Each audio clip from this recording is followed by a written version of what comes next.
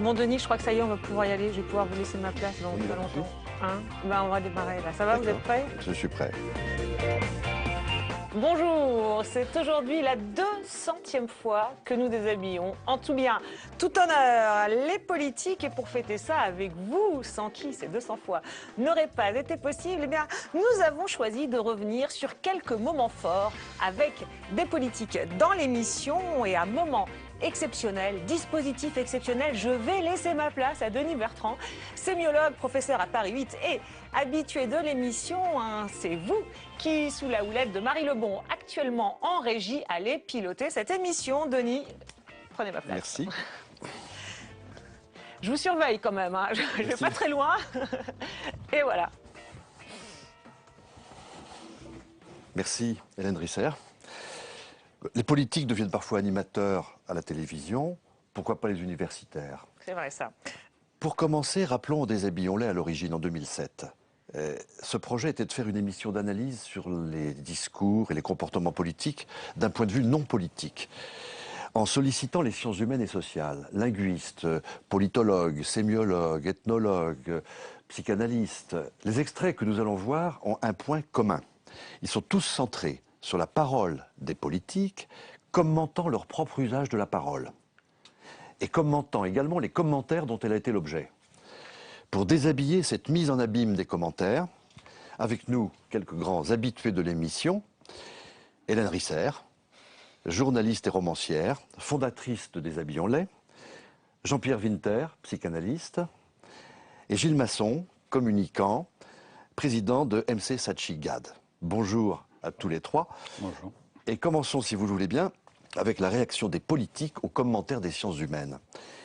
Laurent Fabius fait face aux sciences politiques, il fait face à l'analyse de Gérard Grimbert. Hélène, est-ce que vous pouvez nous rappeler le contexte? En deux mots, le contexte. Hein, à l'époque, Laurent Fabius est surtout un ex-Premier ministre. Il se voit jouer le rôle d'un sage actif, comme il dit dans la campagne. Comme toujours dans l'émission, donc c'est un expert, vous l'avez dit, Gérard Grimbert, qui fait un commentaire avant la réaction de Laurent Fabius. Et il revient là sur un moment de rupture dans le parcours de Laurent Fabius, qui en fait se positionne en faveur du non au traité de constitution européenne. Lui-même s'est un peu brûlé les ailes dans cette affaire, parce que ni sur le fond, ni par son tempérament, ni par son image, il peut véritablement faire un très long bout de chemin avec l'extrême gauche, avec Mélenchon. Quand vous revoyez ces images, vous trouvez qu'elles sonnent faux? Quand vous les revoyez, vous trouvez que ça sonne faux? Je crois que ça sonne assez faux. Il se peut qu'aujourd'hui, il se dise qu'il ait fait une erreur. Il se peut qu'il se dise aussi qu'il n'avait pas de choix de politique interne à ce moment-là. C'est exactement ce que je n'aime pas dans les pseudo-commentaires objectifs de gens qui en fait sont des partisans. Oui, parce que vous vous rappeliez effectivement que lui était plutôt, et d'ailleurs il est plutôt effectivement proche du oui. Mais en même temps, il est aussi spécialiste du PS. Oui, il intervient régulièrement. Donc vous lui niez cette... Enfin, en tout cas, il émet des hypothèses sur... Oui, mais des hypothèses qui ne sont absolument pas fondées. Ce monsieur devrait faire le crédit aux gens. Je sais bien que c'est un effort très considérable que je demande. Non, mais les téléspectateurs vont essayer de le faire. De leur sincérité. Ouais. Bon. J'ai pris des positions tout simplement parce que je croyais qu'elles étaient justes, et je crois toujours qu'elles étaient justes. Donc, pour résumer sur cette séquence, bon, j'ai dit des choses, vous m'avez senti peut-être un petit peu énervé à un moment. Un petit peu, oui, d'ailleurs. Oui, mais pourquoi est-ce que ça vous énerve? Parce que vous avez l'impression... Parce que je n'aime pas, si vous voulez, qu'au nom d'une prétention scientifique qui n'existe pas, on fasse passer ses préjugés pour des réalités objectives. Alors, vous avez dit quelque chose qui est... Vous savez, Pascal, hein, le grand philosophe Pascal, il disait une chose, ça va être un peu désagréable ce que je dis, mais c'est comme ça. Hein, je l'envoie... Allez-y. Je renvoie... Envoyez-le, on verra qui l'attrape. Il y a les ignorants, ça c'est ennuyeux, il y a les savants, c'est très bien, mais la catégorie la pire, c'est les demi-savants. Réaction sévère. Hein, mais pour la rééquilibrer d'urgence, Laurent Fabius sait aussi rendre justice aux qualités d'un commentaire. Et enchaînons donc avec un deuxième extrait où il va montrer avec vous, Gilles Masson, qu'il sait rendre hommage aux sciences humaines. J'ai une formule qui vaut ce qu'elle vaut, mais enfin, dans un hebdomadaire cette semaine, je préfère dire « voici mon projet » plutôt que mon projet, c'est Voici. Ce qui est étonnant, c'est qu'il ait fait ça après avoir été justement un peu une victime de Voici. C'est-à-dire qu'en 2003, je crois, il a écrit son livre « Ça commence par une balade » qui a fait douter à fond sur sa sincérité. où il parlait justement de son amour pour la moto avec son amour des carottes râpées et des Starac. Donc il était vraiment pour avoir une cool attitude dans cette iconographie à la Voici. Il a vu que ça lui avait totalement contre-bénéficié et pour le coup il se retourne sur l'espèce de personnage médiatique que devient Ségolène Royal et dont je pense qu'il est relativement jaloux. Une petite blague méchante, ça fait marrer tout le monde. On se met tout le monde dans la poche, mais qu'est-ce qui reste comme image ? Il reste l'image de quelqu'un qui est un petit peu cruel. Oui, je crois que c'est assez vrai. Vous voyez que je n'ai pas quelque chose contre tous les experts. Il parle des petites phrases et il dit, voilà, souvent ça fait rire. Et c'est vrai qu'elles se trouvent bien rire vos petites phrases. Oui, je voulais rebondir là-dessus. C'est vrai que c'est assez vrai. Il faut se méfier des petites phrases. Il faut se méfier des petites phrases. Bon, elles ont une vertu quand elles résument une pensée. Bon, mais il faut d'abord se méfier de la méchanceté. Il faut toujours faire attention à ça. Et souvent ça déforme. Bon. Non, en fait, quelque chose vers quoi je vais de plus en plus, parce que c'est un peu mon tempérament, c'est l'humour. Bon. Mais l'humour, évidemment, ne peut fonctionner que s'il y a une complicité. Ouais. Je n'aime pas qu'au nom d'une prétention scientifique, on fasse passer ses préjugés pour des vérités objectives. Voilà ce que dit Laurent Fabius, de manière assez sèche. Mais la question est là. Quelle est la position que le commentateur scientifique peut et doit occuper en matière politique? Jean-Pierre Winter, qu'est-ce que vous en pensez? Comme vous le disiez à l'instant, il prend une position de surplomb, condescendante. Il peut se permettre de critiquer l'effort d'objectivité de ceux qui passent beaucoup de temps à essayer d'analyser froidement et sans parti pris les prises de position des politiques. Il ne peut se permettre de le faire que parce qu'il pense qu'il domine tous les sujets de toutes les sciences sociales. Et que donc lui, il a le curseur, la boussole qui lui permet de savoir à quel moment on est dans la subjectivité et à quel moment on est dans l'objectivité. Alors en fait, c'est assez simple. C'est subjectif dès que ça critique son mode de fonctionnement politique, et c'est objectif dès que ça dit quelque chose qu'il pense lui-même. Ah oui, vous pensez qu'il s'était trompé. Voilà. D'accord, ah oui. D'accord. Et cette position de dominateur, vous la voyez comme ça, Gilles Masson, Oui, également? clairement comme ça. Laurent Fabius est quelqu'un d'absolument brillant, mais qui est connu de tous comme étant un personnage très cassant, qui aime bien déchiqueter les gens qui parlent de lui. C'est-à-dire qu'il est vraiment dans une opération de déchiqueter les experts les uns après les autres. Et la deuxième chose, les petites phrases. Il est spécialiste des petites phrases. Je rappelle quand même historiquement un acte politique incroyable, c'est lui qui a dit, en parlant de François Mitterrand, lui c'est lui, moi c'est moi. Et c'était une manière déjà condescendante, à l'envers, de parler de François Mitterrand, qui était quand même à l'époque un sphinx. Donc voilà, il tombe toujours dans ce mais sur la question même proprement dite du commentaire venu des disciplines non politiques directement. Hélène, comment vous voyez vous-même comment vous avez conçu cette émission, puisque c'est de ça qu'on parle précisément?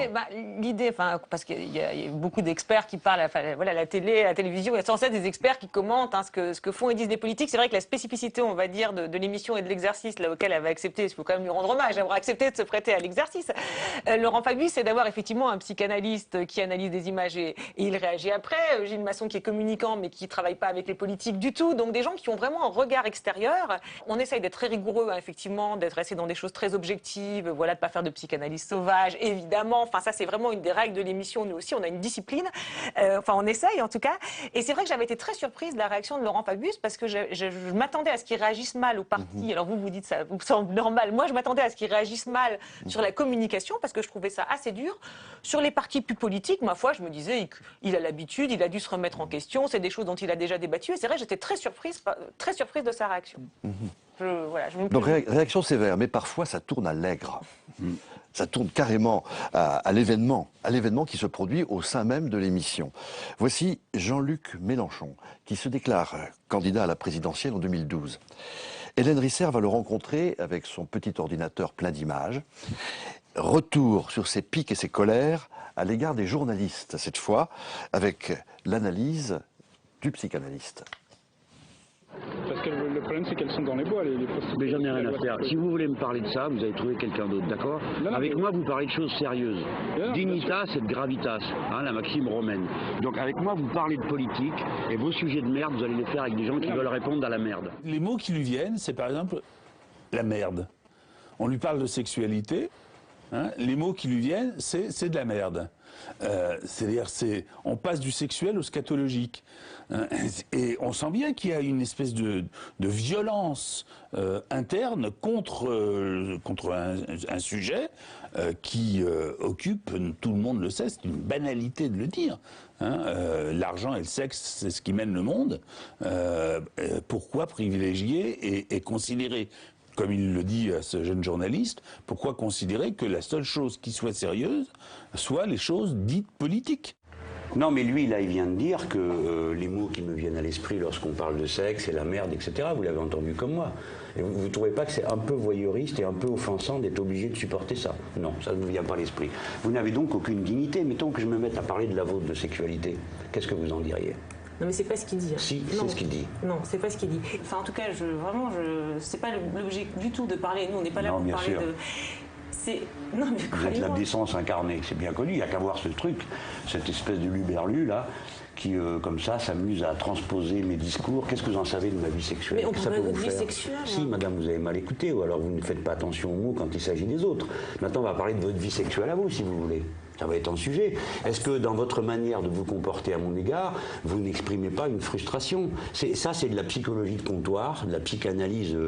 Donc vous pensez que quelqu'un, comme ça, sur la base d'un entretien dont il ne sait rien, d'une personne qu'il n'a jamais vue, est en état de dire que je passe au scatologique lorsqu'il s'agit... Il dit, je suis frappé de voir ce mot, et il dit qu'il y a une hiérarchie dans les sujets. Mais oui, madame, je vais vous dire, quand on parle de politique, on parle... Voilà, vous dites dignitas et gravitas, la politique passe les sujets de merde. Voilà, c'est ce qu'il dit, c'est tout. Absolument. Et je le pense. Je pense qu'il y a des sujets qui méritent d'être traités avec dignité et sérieux. Et je vous ai dit tout à l'heure que mon regret dans cette affaire, c'est d'avoir balayé cette question de la prostitution. Je l'ai dit tout à l'heure, mais je pense que vous voulez des aveux complets.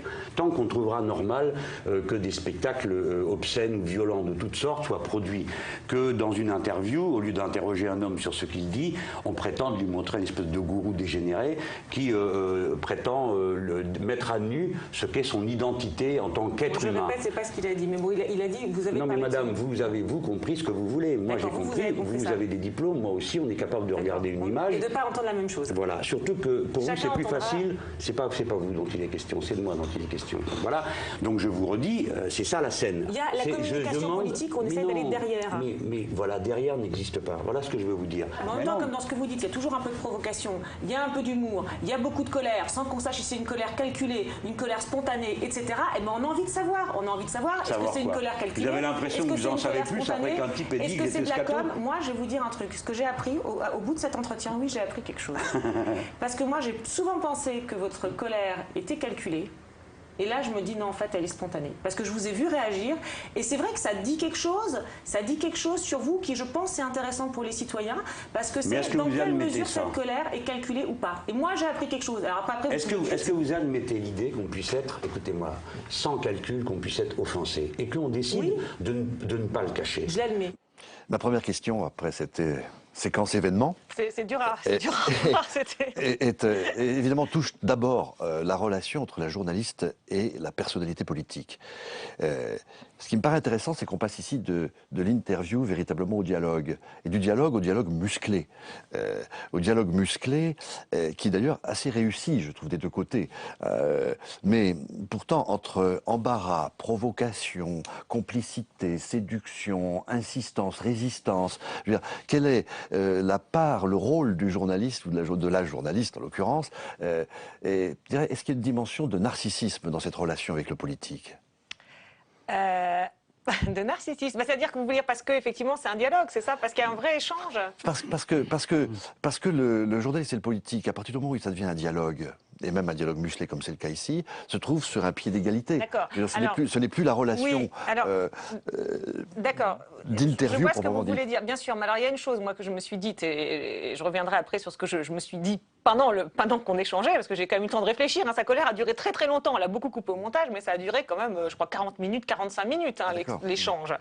Voilà, on l'a un peu réduit. Mais en fait, pourquoi moi, j'ai quand même entendu des attaques assez violentes. Voilà, Jean-Pierre Winter n'était pas là, hein. Donc voilà, je lui montre un extrait, j'entends ce qu'il dit. Moi, je me sentais évidemment aussi dans l'obligation de défendre le propos, de défendre le dispositif de l'émission, d'expliquer ce qu'avait voulu dire Jean-Pierre Winter. Donc effectivement, il y a un vrai échange, c'est-à-dire dans la mesure où j'argumente et je défends le dispositif et le principe de l'émission face à une interprétation. Bon, on comprend pourquoi, enfin je pense en partie il réagit comme ça, mais qui me paraît fausse. Voilà, et avec on nous prétend des intentions qui me paraissent complètement erronées. Voilà. Ça, mais avec un résultat obtenu quant à la nature de la colère. Alors moi, là-dessus, évidemment, Jean-Pierre Winter, vous êtes l'objet de la colère. Et je voudrais, il y a une question qui nous a tous frappés, évidemment, et qui vient à l'esprit, c'est celle de la gradation des qualificatifs. Le voyeuriste, l'espèce du luberlu, et puis finalement, tout culmine avec l'espèce de gourou dégénéré. Comment ça vous fait réagir, cette nature de qualification? Je dirais, ça témoigne du fait que, sans l'avoir calculé, j'ai touché un point fragile. C'était pas mon objectif. L'objectif était de faire entendre que dans ces excès, car on le voit bien dans le reportage, c'est quelqu'un qui était excessif dans ses réactions et qui n'hésite pas à humilier, à être violent à l'égard d'un jeune homme qui devait avoir 20 ou 22 ans à ce moment-là. Et qui a une rhétorique telle... Comment ? C'est un jeune journaliste stagiaire. C'est ça, ouais. Et dans sa rhétorique, il arrive facilement à retourner les choses de telle manière qu'on a l'impression... c'est une vieille méthode à la fois... Enfin, je ne vais pas la qualifier historiquement, mais enfin, tout le monde sait à quoi je fais allusion. Il arrive à retourner les choses de telle manière qu'on a l'impression que c'est lui qui est agressé. Et en l'occurrence, il est agressé par quoi ? Par ce qui est véritablement un sujet de société. C'est-à-dire que la question de la prostitution, on l'a encore vu ces derniers temps. Bon. Et il répond à ça, bon, d'abord le côté scatologique, c'est pas moi qui dis que c'est de la merde, c'est lui. Hein. Et puis, donc il y a cet aspect-là, et puis il y a l'aspect aussi de... on fait de la politique, donc c'est du sérieux. Ça doit être dans la dignité. Et la dignité, ça consiste à effacer tout ce qui est de l'ordre de l'intime. Or, il s'exhibe. Il me qualifie, ou il nous qualifie de voyeuristes. Quand je dis nous, je pense à Hélène Risser et moi, de voyeuristes. Mais c'est lui qui s'exhibe. Il ne passe son temps à exhiber ses émotions. Et vous savez comme moi que récemment, il est allé s'installer sur le divan d'un journaliste où il a raconté son intimité, son enfance, etc. Et où là, tout d'un coup, lui-même devenait un sujet digne de politique. À l'époque, il y avait beaucoup de questions sur Jean-Luc Mélenchon. Est-ce qu'il se met vraiment en colère ou pas ? Est-ce que sa colère est surjouée ou pas ? Est-ce que la colère est surjouée, voilà, c'est vrai que là, on se rend compte... Alors, à mon avis, c'était pas du tout surjoué. Et quand les caméras se sont éteintes, effectivement, il était d'ailleurs encore plus en colère, presque, si c'est possible, que devant les caméras. Cette colère, à votre avis, en termes de stratégie politique, c'est une stratégie qui est le plafond de verre de Mélenchon. C'est-à-dire qu'aujourd'hui, Mélenchon a un succès d'audience très fort, pendant que son parti baisse chaque année. Ça me rappelle Georges Marchais. C'est-à-dire qu'il y a une valeur de spectacle hallucinante autour de Mélenchon. Ça intéresse, on se dit tiens, ça va bouger, il va y avoir des phrases, il va y avoir beaucoup de violence. Mais pendant ce temps-là, le fond est effacé. Et c'est très étonnant chez Mélenchon parce que c'est probablement un des meilleurs pédagogues politiques. Quand vous regardez le blog de Mélenchon, les médias sociaux de Mélenchon, c'est un pédagogue exceptionnel. Mais par contre, les gens retiennent de Mélenchon un homme énervé. Et un homme énervé ne présidera jamais. Mélenchon ne veut pas présider. Il fait tout pour ça. Je crois que ce que ces extraits montrent d'une façon assez répétitive, et on l'a vu ici, c'est qu'il y a chez les politiques une revendication du franc-parler. Une revendication partagée par les politiques de tous bords. Comme s'ils parlaient sans calcul, du moins disent-ils. Regardons deux versions de ce commentaire du politique sur son propre usage de la parole. Celle de Manuel Valls, tout d'abord, en 2010, encore maire d'Évry, qui vient de se déclarer candidat à la primaire présidentielle. J'admets d'ailleurs une forme de tension en mon fort intérieur entre cette discipline qui est la mienne, cette volonté de représenter le Parti socialiste, de porter ses espoirs, et ce devoir de vérité, comme de rébellion, le rebelle, non. Bon, voilà, mais on peut être les deux. Je suis en entier, mais Quand on est un peu jeune, brun, un peu anguleux, qu'on dit la vérité, on est tout de suite énervé. Oui, je suis pas mou, je suis pas plat. Mais vous comprenez je suis pas indifférent. Bon, tant mieux. J'ai le temps demain de m'assagir et d'être profondément ennuyeux. C'est ce que certains ont dit, voilà, on est détesté. Alors je ne sais pas si c'est votre cas, mais enfin voilà, on est le plus détesté au fond. J'essaie de ne pas le faire dans la démagogie. Vous ne m'entendrez pas, ça peut m'arriver, on peut faire des erreurs. Attendez, dans un parcours politique, heureusement, d'une certaine manière, on fait des erreurs. Et les vôtres d'ailleurs, c'était lesquelles? Il y en a une qui a été signalée. D'erreur. Ah, alors dites-moi. Non, mais il y en a une qui a été signalée, qui est la position sur le traité constitutionnel. Je n'ai pas changé d'avis. Mais c'est cette tension même qui, d'une certaine manière, m'a posé un problème. J'ai défendu au sein du Parti socialiste, nous en parlions tout à l'heure, pleinement devant les militants. Le non. Le non. Les militants ont choisi. Ils ont choisi à ce moment-là de dire oui. Moi, j'ai été discipliné. Et j'allais dire bêtement non. C'est normal. Ce qui n'a pas été normal, c'est ceux qui n'ont pas accepté à l'époque, Laurent Fabius et d'autres, la discipline. Pourquoi vous parlez d'erreur de votre part? Peut-être qu'après le vote des militants et tout au long de la campagne référendaire, plutôt que de m'engager aux côtés de mes amis qui défendaient le oui, comme tout militant, j'aurais dû me taire et ça aurait évité les commentaires sur le thème « il a changé d'avis ». Non, je n'ai pas changé d'avis, mais j'ai oublié que le débat médiatique, un débat en interne, est aussi important. Donc ça, vous ne referiez plus. Maintenant, vous diriez non en interne et après, je sais pas. Vous feriez comme Fabius, finalement, non? Non, mais je crains que mon caractère m'emporte et que je décide quand même d'être loyal vis-à-vis de ma formation. On réagira si vous voulez bien. Après un deuxième extrait, avec le commentaire, pour ainsi dire, parallèle et en contrepoint, d'Arnaud Montebourg. En septembre 2011, jeune premier de l'ex-nouveau Parti socialiste, qui s'engage lui aussi dans la primaire, en solitaire. Est-ce qu'on peut faire tout seul ce qu'on faisait à 3, 4, 5, avec des leaders comme Benoît Hamon, Henri Emmanuelli, Vincent Peillon? Est-ce qu'on peut tout seul Ben, écoutez, mieux vaut être seul que mal accompagné, non?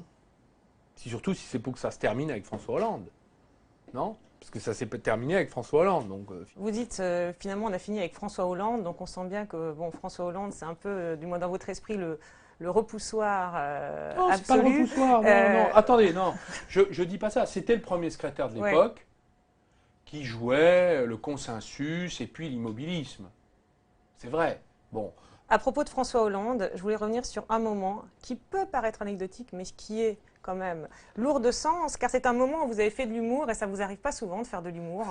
Enfin, du moins... Ça, j'arrête l'humour. Je sais de quoi vous allez parler. Vous allez arrêter l'humour, alors pour les téléspectateurs. Donc, après la mort du NPS, vous ralliez Ségolène Royal à la présidentielle de 2007, vous êtes son porte-parole, et là, vous faites une blague, et on verra si elle fait rire. On verra si elle vous fait rire. Ségolène Royal n'a qu'un seul défaut, c'est son compagnon. Silence sur le plateau, la bourde est évidente. Il y a plein de sous-entendus. Je pensais vous faire rire.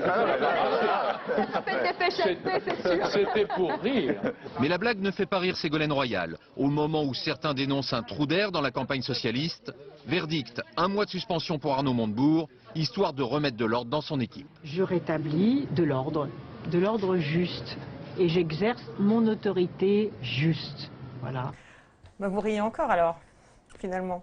Il faut rire de ses propres erreurs. C'est mieux, non? Vous ne croyez pas? Pour éviter qu'elles ne se reproduisent. Bon. C'était un moment difficile dans la campagne, parce que nous étions dans la confrontation permanente entre elle et lui. Hein, ce qu'on a compris après. Oui, mais nous, on le vivait. Oui, vous le saviez. On le vivait. Et à un moment...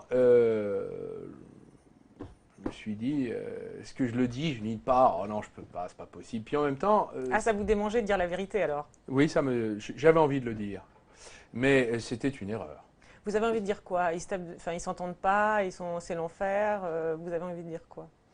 Ben, à l'époque, il n'y avait pas de solidarité entre eux. Ouais. Donc on avait une campagne désarticulée entre la candidate et le premier secrétaire. Donc comme porte-parole, on était tiraillés entre toujours 2 positions. Donc on ne pouvait pas défendre notre position. Donc ça a été un moment très difficile pour nous de faire campagne. Et donc là, l'humour, ça a été le moyen de laisser sortir... L'humour, c'était une manière de dire laissez-nous tranquilles, quoi, qu'on essaie de gagner cette présidentielle. Mais on n'y arrivait pas. Et comme vous faites, visiblement, c'est une des rares fois où vous avez fait de l'humour, vous en faites très rarement. Pourquoi? Comment, je vous fais pas rire? Là, si, j'ai réussi tout à l'heure. Si, ça y est, voilà, ça non, y est, vous me ça faites rire vient. parce qu'évidemment, du coup, je ris parce que je vous dis, on va être bien. Non, mais vous faites pas de blagues, vous n'êtes pas du genre blagueur, c'est pas votre. Écoutez, j'essaie de m'atteler sérieusement voilà. à un chantier immense qu'est la Nouvelle-France. La spontanéité peut conduire à l'erreur. Manuel Valls et Arnaud Montebourg, tous les deux s'en justifient. Mais il y a un paradoxe. La spontanéité, c'est positif. C'est une valeur manifestement positive. C'est la nature irrépressible du tempérament. C'est la vérité à l'état pur, en quelque sorte. Mais son défaut, c'est précisément le manque de calcul et son imprévisibilité qui conduit à l'erreur. Voilà donc deux valeurs positives contradictoires. La politique est-il confrontée à une espèce de double bind permanent, de double contrainte pour faire jouer ensemble et la spontanéité et le calcul? Manuel Valls est normalement toujours clair et déterminé. Sur l'Europe, même quand il essaye de s'expliquer là, on ne comprend rien à ce qu'il referait, est-ce qu'il le referait ou pas. Ouais, c'est une erreur, mais il la referait en fait. C'est une erreur, mais il la referait, donc voilà, il n'en a pas tiré les leçons. Et la deuxième, Montebourg, c'est terrible parce que ça fait presque de la peine dans la mesure où dès que ça touche au couple Hollande-Royal, il doit y avoir un truc de psychanalyse, j'imagine. En fait, il est mort de ça, Montebourg. C'est-à-dire qu'il a critiqué Hollande parce qu'il a un mépris colossal pour Hollande. C'était sa première bourde. Il en a fait une deuxième quand même. Il s'est fait virer du gouvernement parce qu'il a dit la cuvée du redressement pour le président. En fait, c'est comme si c'était un enfant de parents divorcés, Montebourg, entre Hollande et Royal. Et à partir du moment, il essaye toujours d'intervenir entre les deux, vu que c'est deux positions qui étaient longtemps opposées. Et à partir du moment où ils sont mis d'accord, il disparaît, il éjecte, c'est pas tenable. Donc on a vraiment cette impression. Donc c'est une spontanéité très douloureuse, je pense. Douloureuse. Très douloureuse, oui. Ouais, d'ailleurs, il dit qu'il fera plus d'humour, mais du coup, il essaye quand même de s'en ressortir par l'humour là dans l'émission, ce qui est assez rare d'ailleurs.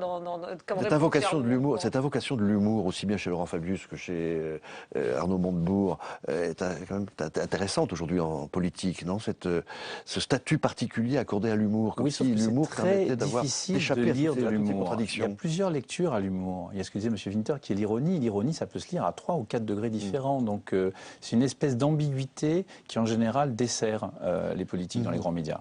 Alors à propos des 3 ou 4 degrés, déshabillons-les. Et particulièrement cette émission, ces extraits d'émissions que l'on voit hors plateau, où les politiques sont invités à réagir sur leur image commentée, présentent un déshabillage à 3 niveaux. Une image dans l'image dans l'image. Espèce d'effet vache qui rit en quelque sorte, ou de mise en abîme qui pourrait être sans fin, le commentaire du commentaire du commentaire à l'infini. Ce qu'on fait aujourd'hui, puisqu'on est encore en train d'en ajouter une couche, et on appelle ça en grammaire, les grammairiens appellent ça la récursivité. Alors le problème qui se pose, et c'est cette question qui me paraît intéressante ici dans cette émission, est-ce que ce phénomène n'est pas justement un instrument révélateur de sincérité? Donc c'est cette question qu'on va peut-être voir avec un nouvel extrait avec Anne Hidalgo.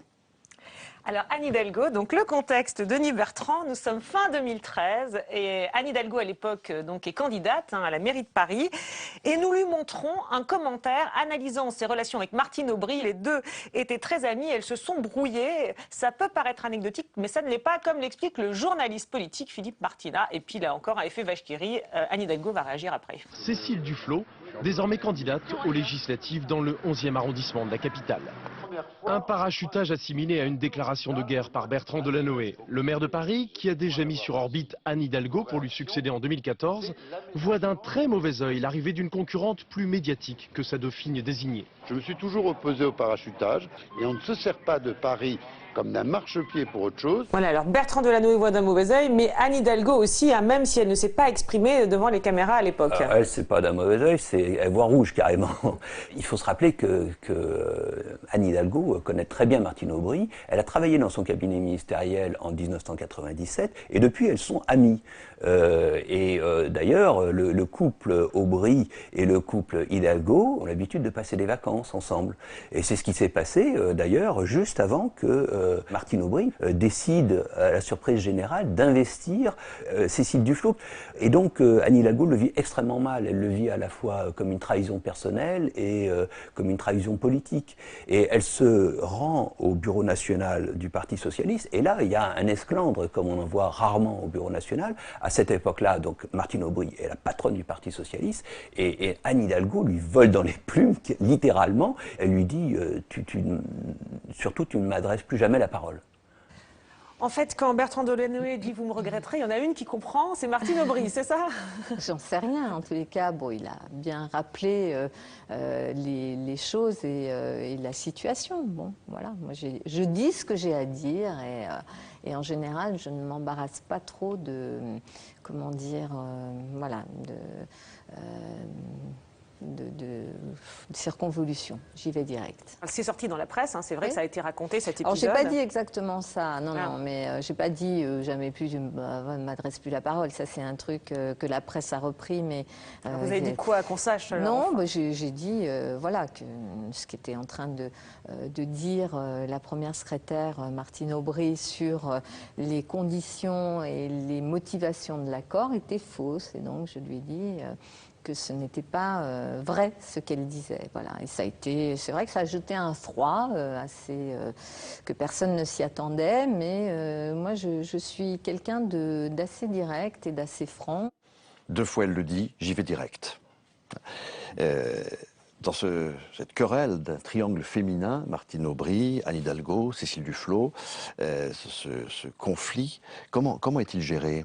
Et comment Anne Hidalgo évite-t-elle tout effet crépage de chignon dans cette querelle-là? Elle le gère très bien, elle prend le sujet, elle le traite, elle l'évacue. C'est un vrai truc de communication et c'est intéressant parce qu'on voit peu à peu émerger le personnage Anne Hidalgo. Elle a été positionnée quand même pendant 15 ans comme la femme de l'ombre du communicant Delanoë. C'est-à-dire que c'est une femme de l'ombre, mais qui, quand elle doit prendre position, prend des positions claires et sait évacuer les sujets. Et là, je trouve que c'est une démonstration de communication parfaite, de je prends le sujet, je le traite, je le cadre, je l'évacue. Et en 1 minute, ce qui est fou, c'est que j'ai rarement vu quelqu'un qui répondait aussi vite à une question. C'est-à-dire qu'effectivement, c'est presque pour les prochains, si vous voulez éviter les relances, faites comme Anne Hidalgo.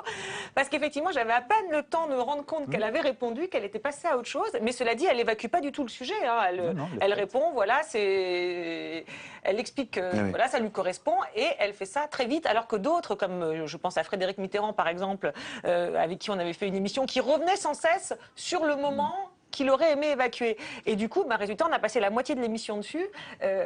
Pourquoi? Parce que je pense que voilà, l'agacement le faisait en permanence revenir sur cette question. Elle, pas du tout. Et en même temps... Cette scène des 3 femmes est intéressante parce qu'elle nous met sur un domaine où on pourrait s'attendre à quelque chose, à un univers de relations extrêmement subjectives, à des effets people. Or, Déshabillons-les n'est pas une émission people. On n'attend pas de révélations sur la vie privée des politiques. Là, on est même presque surpris d'avoir ce petit élément sur la vie commune d'Anne Hidalgo et de Martine Aubry. Ou alors, il s'agit dans Déshabillons-les de révélations d'un autre ordre. Voyons le cas d'une explication anticipatrice. Celui des rapports d'un intellectuel avec le pouvoir. Peut-être avant de lancer l'extrait, Hélène Risser, vous pouvez nous rappeler le contexte de cette scène avec le ministre de l'Éducation de l'époque, Vincent Peillon. Il n'était pas encore ministre de l'Éducation à l'époque. Il est parlementaire européen, on est en 2010. Et alors, c'est le moment où Vincent Peillon, on l'a un peu oublié, mais fait un coup d'éclat médiatique. Ça lui a valu des dizaines d'invitations à la télévision parce qu'il était invité à débattre de l'identité nationale avec Éric Besson et Marine Le Pen. Il accepte l'invitation, invitation de France 2, mais il se décommande alors que l'émission a déjà commencé. Sur le fond, en fait, il conteste le débat, la fréquence de ces débats sur le service public, mais évidemment sur la forme. Poser un lapin comme ça en direct à la télévision, c'est pas terrible, surtout qu'il a sorti sa non-participation d'un communiqué dans lequel il demande la démission d'Arlette Chabot, alors directrice de l'information. Ça avait fait un tollé à l'époque et donc dans l'émission, on revient sur ce moment-là. C'est le problème des intellectuels en politique. Ils veulent toujours être intelligents. C'est-à-dire qu'ils cherchent le moyen d'incarner leur intelligence dans leurs actes. Donc du coup, à la fois ils perdent sur le plan de la sincérité, et sur le plan de la spontanéité, qui fait que ça apparaît comme très très calculé. Qu'est-ce que vous en pensez de cette analyse? Bon, d'abord qu'elle est intéressante et sans doute en grande partie juste. C'est-à-dire que, qu'est-ce qu'il dit? Il dit d'abord il n'est pas l'autorité morale ou politique suffisante pour poser ce genre d'acte. Il a certainement raison. Le problème, c'est qu'elle doit manquer, cette autorité morale et politique. Et donc, ce n'est pas parce que je ne suis pas un autre que je ne dois pas être moi-même. Et ça devrait le faire réfléchir, y compris, deuxièmement, sur la place de l'intellectuel, tel qu'il le dit. Oui, si l'intellectuel n'a pas de place en politique parce qu'il veut être intelligent dans ses actes, alors mon Dieu, et les incarner, alors mon Dieu, qu'est-ce qu'il faut faire? Se complaire dans le commentaire. Moi, je trouve que cet acte, si vous voulez, est insuffisant, ne marque pas assez. Je vous ai dit, on est trop passé sur les médias et pas assez sur l'identité nationale et l'immigration. Je pense en même temps que j'ai fait des fautes, qu'il n'analyse pas. Par exemple, sur Arlette Chabot, sur la démission d'Arlette Chabot, ça, finalement, ils ne sont pas mûrs pour aller jusque-là de l'analyse. D'accord. Et donc, on a personnalisé, on a dit c'est les médias. On dit la tête d'Arlette Chabot, voilà, alors que... Ça permettait, ils ont communiqué sur la forme. Regardez, Staline est de retour, ce qui était assez stupéfiant. Donc, là, vous reconnaissez que vous avez été maladroit? Très maladroit. J'ai fait ça dans ma cuisine. Mon fils, qui a 13 ans, est passé. M'a dit, tu ne devrais pas mettre ça. C'était mon seul conseiller. Vous voyez, les choses sont artisanales comme ça. Il le saura. Maintenant, je l'écouterai tout le temps. Je pensais qu'il était surtout bon en football, en fait, et meilleur que moi en politique. Et donc, ça a dévié. Et ça a permis... Non, c'est aussi un intellectuel. Je ne veux pas le dévaloriser. Non, c'est pour dire que l'application stricte des principes n'est pas comprise. Les gens qui sont en face ont un pouvoir de communication, donc ils accrochent ça, et on oublie, il a fallu des sites, il a fallu des journalistes d'investigation pour dire, il a finalement raison, il y avait bien 6 débats sur 9. Vincent Peillon écoute très attentivement l'analyse de Jean-Pierre Winter. Dans cet extrait, il écoute cette analyse sur le statut de l'intellectuel en politique. Il s'établit une sorte de dialogue à distance, entre intellectuels. Comment prolongeriez-vous ce dialogue, Jean-Pierre Winter? Je dirais que la suite des événements montre que c'est un vrai problème d'être un intellectuel en politique et qu'il fait la démonstration du fait qu'il a beau savoir, ça ne l'empêche pas de retomber dans le piège qu'il est en train de se tendre à lui-même. C'est-à-dire que quand il va être ministre, à la suite, il va refaire exactement la même expérience que là il avait fait à minima, c'est-à-dire qu'il va produire un acte qui, faute d'être élaboré politiquement, tout en étant élaboré intellectuellement, va lui revenir en pleine figure et va l'obliger d'une certaine manière à démissionner. Ce qui est étonnant, c'est qu'il est prévenu. Et il est prévenu pas par moi, il est prévenu par lui-même. Il le sait. C'est un philosophe. Il a lu Platon, il a lu l'histoire d'Heidegger, il a lu plein d'autres histoires de philosophes engagés dans la politique. Et pourtant, il y a quelque chose de pulsionnel, je dirais, qui le pousse à vérifier qu'effectivement, il y a un moment en politique, comme son fils le lui a dit, il y a un moment en politique où il faut être politique. Cet acte dont vous parlez, c'est le deuxième acte lorsqu'il était ministre. C'est quand il était ministre, c'est toute l'histoire des rythmes scolaires. Bien sûr. Où il se met toute l'éducation nationale à dos, plus une grande partie de la population concernée. Oui, merci. Nous avons vu jusqu'à présent, Hélène Risser, un certain nombre d'extraits qui se trouvent tous représentent des personnalités politiques de gauche. Avant de passer à un dernier extrait, est-ce que vous pouvez nous dire pour quelle raison et quelle Alors, histoire? c'est vrai qu'on a voulu faire une petite sélection, effectivement, avec des thématiques qui se dégageaient de l'émission. Et c'est vrai qu'on s'est rendu compte qu'on a beaucoup de personnalités de gauche, mais pourtant l'émission est équilibrée. Je tiens à le dire, vous pouvez revoir toutes les émissions sur le site de Public Sénat. Voilà. Je voulais juste revenir sur l'extrait Vincent Peillon, là, dont on parlait, sur le côté prémonitoire que vous aviez soulevé. C'est vrai que ce que je trouve intéressant, enfin... Et oui, que vous avez que Jean-Pierre Winter vient de confirmer. C'est ça. C'est quand on a dans des analyses, qu'on pointe des choses qui permettent de comprendre la manière de fonctionner des personnalités politiques qu'on a, puisque nous, dans l'analyse, là, un peu de personnalité dans ses portraits, et de voir, voilà, lui, il réagit comme ça dans telle situation, et du coup, d'avoir des clés pour comprendre la suite et des comportements futurs. Une fois qu'on a vu l'émission, normalement, on est armé, si tout va bien, pour pouvoir analyser et comprendre le politique. Et quand ça marche, c'est vrai que c'est assez... Quand ça marche. Quand ça marche. D'accord. Et Gilles Masson, il y a deux choses qu'on voit, je trouve, dans cet extrait qui sont très intéressantes sur Peillon. La première, c'est vraiment un intellectuel. C'est-à-dire qu'il analyse avec une distance incroyable. C'est-à-dire c'est lui le sujet, il parle comme un objet. Donc c'est la distance du philosophe. Ça, c'est le premier point. Et le deuxième point, c'est que je pense qu'il referait exactement les mêmes erreurs. C'est-à-dire qu'il a cette distance, mais en même temps, dès qu'il est confronté à la réalité, comme tout intellectuel, il va essayer de modifier les choses, comme si le dire allait changer le faire. Donc on a vraiment deux pans de communication très intéressants de l'intellectuel en politique, et les deux limites forcément. Très bien, merci beaucoup. Pour terminer, je vous propose un dernier extrait, qui est, que j'appellerais volontiers un morceau de bravoure, dans tous les sens du mot. Morceau de bravoure par la mise en abîme des images et des discours sur les images et sur les mots.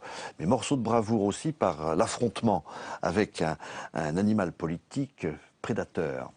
Et morceau de bravoure enfin par ce phénomène d'anticipation, puisque comme vous allez le voir, ce qui se passe dans cet extrait a beaucoup de sens par rapport à ce qui se passe aujourd'hui même. C'était au printemps 2013. Hein, voilà. Au printemps 2013, c'est une émission avec Jean-Marie Le Pen et on s'interroge déjà à l'époque sur ces dérapages. Je ne dis pas que les chambres à gaz n'ont pas existé. Je n'ai pas pu moi-même en voir, je n'ai pas étudié spécialement la question, mais je crois que c'est un point de détail de l'histoire de la Deuxième Guerre mondiale. À partir de ce moment-là, Le Pen redevient l'infréquentable, le voyou, donc il se retrouve totalement mis au banc de la vie publique. Ce qui va l'amener, après, une fois que ça s'est commis, il n'a plus d'autre choix que de continuer dans l'isolement. Plus on ne veut pas que je parle, ça veut dire que je suis en train de vous dire la vérité à vous, Français. Comment dirais-je, la constatation qu'il fait, que cette phrase a déclenché une hostilité générale et pour ma part encore aujourd'hui incompréhensible, mais il doit y avoir des raisons secrètes probablement qui le justifient, moi je ne les comprends pas. Et d'ailleurs depuis, comme c'est un sujet dont il est interdit de parler sous peine de condamnation correctionnelle, eh bien je dis, moi quand on me pose la question, je dis écoutez, je crois en effet que je me suis trompé, c'est la Deuxième Guerre mondiale qui est un détail de l'histoire des chambres à gaz. La conception que j'ai de ma vie politique me permet d'avoir cette liberté. Je la paye cher parce qu'elle me vaut beaucoup d'adversité, mais je dis ce que je pense et je ne fais pas de calcul, je ne fais pas de provocation. Et si provocation il y a, c'est qu'elles sont en effet provoquées par les gens qui me posent des questions. On voit aussi qu'il y a des moments où vous refusez de revenir sur certains sujets, etc. Vous dites, attendez, je ne reparlerai pas de ça, il y aurait beaucoup à dire, notamment sur Oradour-sur-Glane, mais je n'en parlerai pas. C'est parce que vous avez peur du procès, peur de provoquer, peur de... Non, c'est parce qu'à un moment donné, j'estime que j'en ai assez dit, voilà. J'aimerais que vous reveniez sur cette phrase de Jean-Marie Le Pen qui dit « En effet, je me suis trompé. C'est la Deuxième Guerre mondiale qui est un détail de l'histoire des chambres à gaz. » En communication, c'est une manière de redire que ce qu'il a dit, c'est ce qu'il pense, et qui ne reviendra pas en arrière, mais il ne peut pas le dire pour des problèmes de justiciables. Et à part ça, c'est quelque chose qui perd les gens. Si je vous disais, est-ce que c'est Le Pen qui est un détail de l'extrême droite ou l'extrême droite un détail de Le Pen, c'est une manière de réaffirmer sa position tout en perdant les gens. Donc c'est en fait le menhir qui réaffirme encore une fois des choses qui sont normalement non prononçables. Mais ce qu'on voit quand même, c'est que là, il ne le redit pas, il trouve des biais, il explique tous les biais qu'il utilise pour ne pas le redire, et donc on se dit, si il est capable d'expliquer aussi bien pourquoi il ne le redit pas tel quel, sans se renier pour autant, quand il le redit tel quel, comme il le fait au printemps 2015, on se dit qu'il y a peut-être une intention et qu'il le fait peut-être pour le coup exprès. Voilà, moi c'est ce que ça m'inspire en revoyant ça. Pour le coup, il y a de la préméditation dans le fait de redire. Et oui, Jean-Pierre Vidal. Il raille. C'est juste de la raillerie. C'est-à-dire que c'est criminel ce qu'il est en train de faire. Hein, c'est-à-dire que c'est une manière... Il redouble ce qu'il a dit qui était déjà criminel, il le redouble par un crime supplémentaire. C'est-à-dire il dit, mais vous vous rendez compte du ridicule dans lequel vous êtes. Sur le mode du sarcasme. Donc, ce qui est intéressant... Ça fait moins polémique quand il le dit comme ça que quand il le dit à l'endroit, on va dire. Parce qu'on est beaucoup plus blessé quand il le dit comme ça.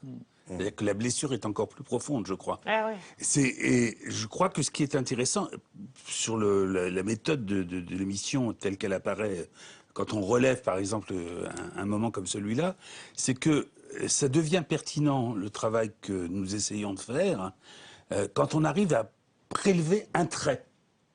Il y a des phrases qui sont remarquables parce qu'elles sont un trait spécifique de la personnalité politique. Et là, on a affaire à quelque chose qui va perdurer jusqu'à ces derniers jours, hein, où on voit que c'est un trait absolument continu, qu'il n'y a pas de rupture. Et que donc, chaque fois qu'on fait semblant de s'étonner qu'ils disent, qu'ils répètent la même chose, c'est parce qu'on fait preuve de naïveté, et la naïveté, c'est un symptôme. Eh bien, nous arrivons au terme de cette émission. Merci à tous les trois d'avoir déshabillé, en tout bien, tout honneur, selon la formule rituelle. Déshabillons-les pour cette 200e. Merci à Marie Lebon et à Fanny Gouja qui se sont levées tôt pour préparer cette émission et à Diane de Charmas qui s'est couchée tard pour la monter. Merci. Ah ben, pas simple, hein. Ouais. C'est un boulot, hein. Bah ouais, c'est un boulot. Mais tu t'en sors très bien. Tu vois? Ouais, tu t'en sors très bien. Oui, je sais. Voilà, je crois que je suis pas sûr, hein. L'université, là, à quoi s'inquiéter.